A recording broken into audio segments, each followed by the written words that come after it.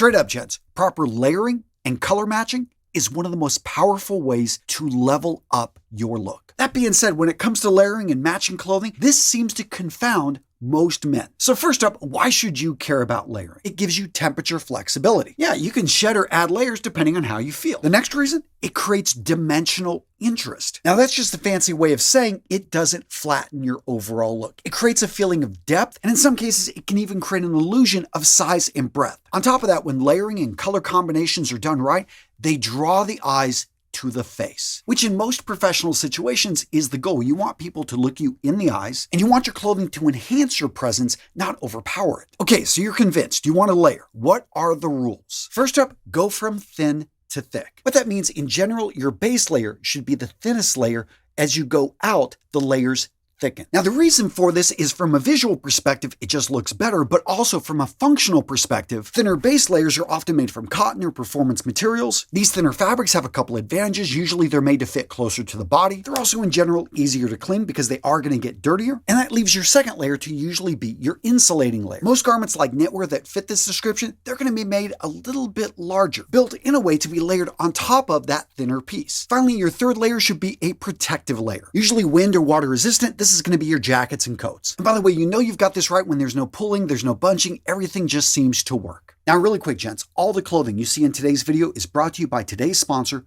Collars & Co. Guys, since this company started years ago, I've been talking about them because I love what they bring to the table. First up, innovation. Their dress collar polo, this is where it all started. These guys were on Shark Tank, and Mark Cuban invested $1 million into this business because he saw the potential. A hybrid, the best of both worlds.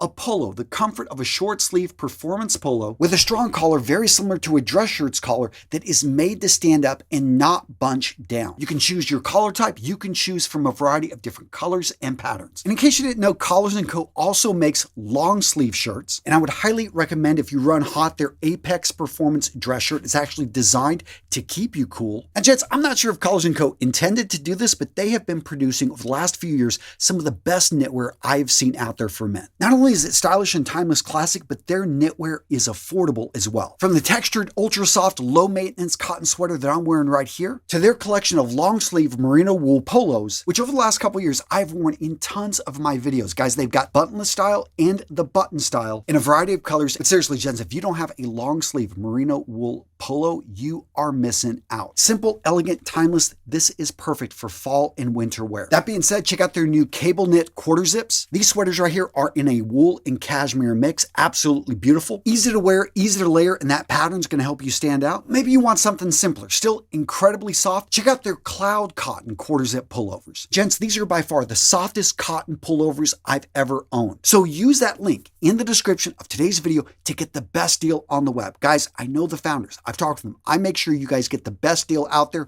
So use that link. Awesome company. I'm proud to support them. Now, when it comes to tops, how many layers should you shoot for? Well, if you live up in northern Canada or Alaska, you can go for as many as you want. But for the rest of us in places where temperatures don't usually go below 0, I'm going to recommend never going beyond 3. This is the sweet spot in layering. And by the way, I'm not counting accessories, but yeah, I think with 2 to 3 layers, that's about perfect and usually looks good and still allows for freedom of movement. Now, another basic rule of layering is that each layer in of itself should be able to stand on its own. Basically, don't layer with garments that you wouldn't want to be seen. Yes, you're only going to be showing the collar of that shirt, but if it has a big stain on it, I would refrain from wearing it. Simply put, the way Murphy's Law works is that, the AC is going to go out in your office and you're going to want to take that layer off and you're going to feel, weird doing it because you got that huge stain on the shirt. Next up, let's talk about mixing textures. So in case you're not aware, visually, texture can create contrast and interest in clothing, even if it's of the same color. So you could be wearing a navy shirt with a navy sweater with a navy jacket. Yet if the texture of each of the items is different, it can create a very strong layered look because we have maybe a sheen surface on the shirt. On the sweater, we have a napped wool or cotton, while on the outer jacket, we've got a rough, protective, smooth surface or even leather. Well, you can see how paying attention and bringing this into the equation just simply gives you more options. Next up, let's talk about keeping color palettes restrained. You can actually have 3 layers, as I just talked about, in one color that's neutral, and it can still look really good. A lot of guys think, though, they need to bring in bright colors. Have one piece that pops. And if you're going to do it, I like it where it's a lower level piece that you don't see a whole lot of. You could wear a shirt, maybe even the sweater if you're going to wear a jacket over that.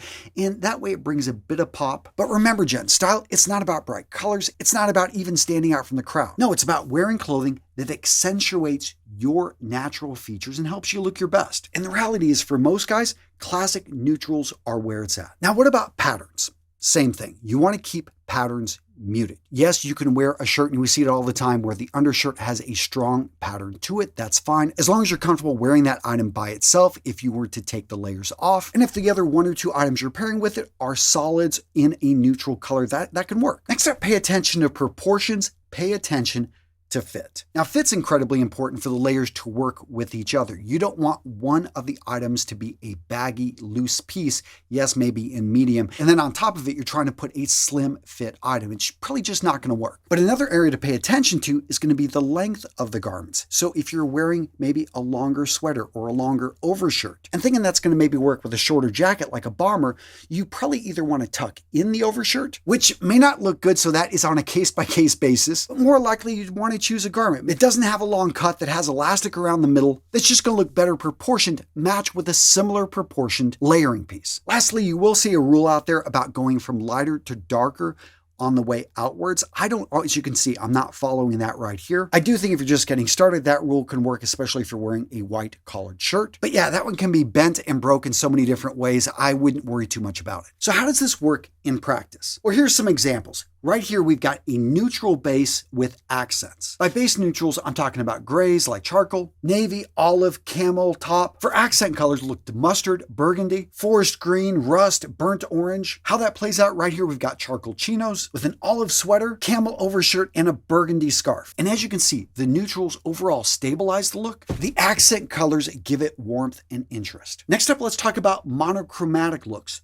tonal dressing. In this case, you pick one particular hue. Maybe you want to go with browns, maybe you want to go with grays, maybe navy. In this case, from head to toe, although you can change it up with the shoes, just go with a brown or a white or a black. Yeah, everything else is going to be shades of that color or the same shade, but you're using different textures. For guys that want to keep it simple, for a guy that wants to lean up his look, this is a great option for you. Grays are a non-color, and pretty much any color of gray works with any other similar shade of gray. Navy is another great option, and again, when it comes to that footwear, it works with either brown or black, so you got options there. Now, what if you want something a little bit stronger, something that stands out? Look to complementary color combinations. If you remember your color wheel, complementary colors look like this. They fit right over there, and you don't have to get this exact. And you do want to hold the items up next to each other, maybe even post over in our free group, what do you guys think of this combination right here? But yeah, if you do this right, you can all of a sudden, you can take navy, mix it in with rust, maybe take olive and mix it in with a burgundy. And just remember, with the rest of the outfit, with the rest of the items, keep them in neutrals. Keep those things simple and let that color combination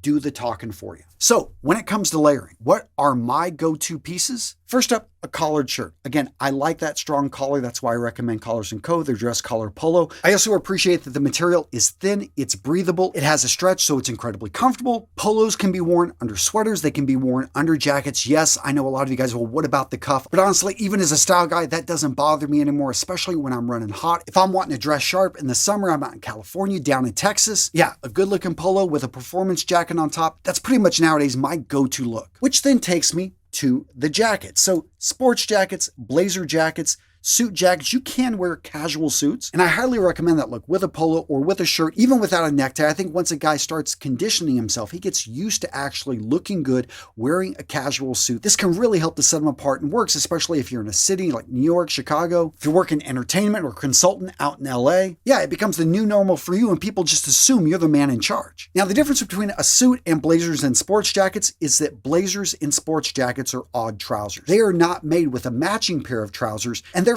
they're worn with trousers that have a contrast to them. Now, the easiest ways to simplify this, especially if you want an interchangeable wardrobe, is to color block, and that's where you take trousers. For me, I keep them all in pretty much grays and browns. And then when it comes to jackets, for the most part, I keep my jackets in blue, and I have a few in greens and then variations of brown. What this does is with my gray trousers, I can wear any of my sports jackets or blazers, and with my brown trousers, I can wear pretty much anything except for brown jackets if they're too close. Next up, we've got knitwear. So let's start this off with the quarter zip. Now you're also going to see the quarter button in this category. Buttons are a little bit more formal depending on the size of the buttons. Once the buttons become a little bit larger, like right here, all of a sudden it does become more casual, especially if you bring in like a ribbed or a heavier design. But I have to say, even though zippers make quarter zips a little bit more casual, I still think that they look great, especially in today's modern age, to be able to wear with a suit, sports jacket, blazer jacket. They're a great simple layering piece. It's hard to really mess them up, especially if you follow the basic principles